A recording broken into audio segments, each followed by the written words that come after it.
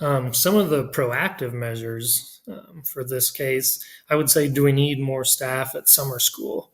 How are the exits secure? Why was a student able to just leave the building without anybody being notified, without the teachers looking for the student, or without us contacting their parents? So, what is our staff doing at summer school? Are we treating it like a normal day, and are we taking an approach that's creating a safe environment for all of our students?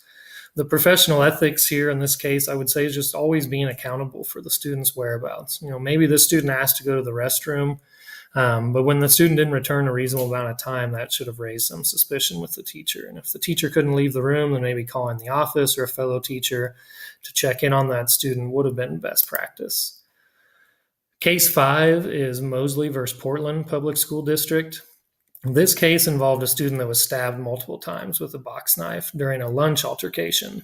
They didn't provide a lot of details about the altercation at lunch, but the family was suing the school over lack of supervision, lack of proximity, and for allowing their daughter to be stabbed multiple times, resulting in some permanent scarring. So in the end, the school won the lawsuit. The court found that a school could not be found liable for this type of altercation. It was obviously appealed and went through some other court systems. And to me, this was a very tricky case because I understand that a school isn't going to be able to stop all fights or all physical altercations between students.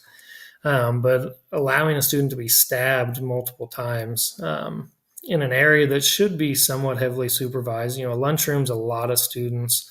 It shouldn't just be one teacher sitting down at a lunch table supervising. So a very tricky situation that we'll evaluate here. Some of the reactive measures, I would first of all, where did the knife come from that the student had? Was this knife brought from home? Do we have a weapons problem already in our school that would cause us to kind of relook at some policies? And what did our lunchroom supervision look like? Were all the teachers sitting down eating together? Was there any active supervision going on in the lunchroom? And making sure that our staff is all on the same page. Because proactively, I would want to go over the lunch supervision policies and procedures. It isn't just a free lunch period for a teacher. A lot of time teachers volunteer to supervise lunch, and they get a free lunch. Or if they are appointed to that position, then there should be guidelines of, one teacher's eating, the other one's supervising, or there's some sort of SRO officer or administration that are doing more active supervision. The professional ethics in this situation, I think, would just be identifying escalating behaviors, just like we talked about previously.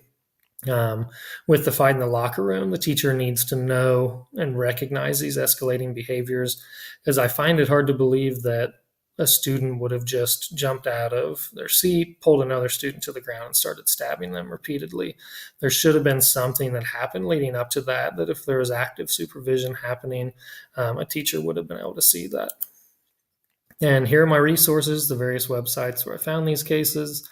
I really enjoyed doing this project. It brought to light just how serious this topic is, and a lot of things that we overlook can really come back to bite us as teachers or school districts and building leaders someday.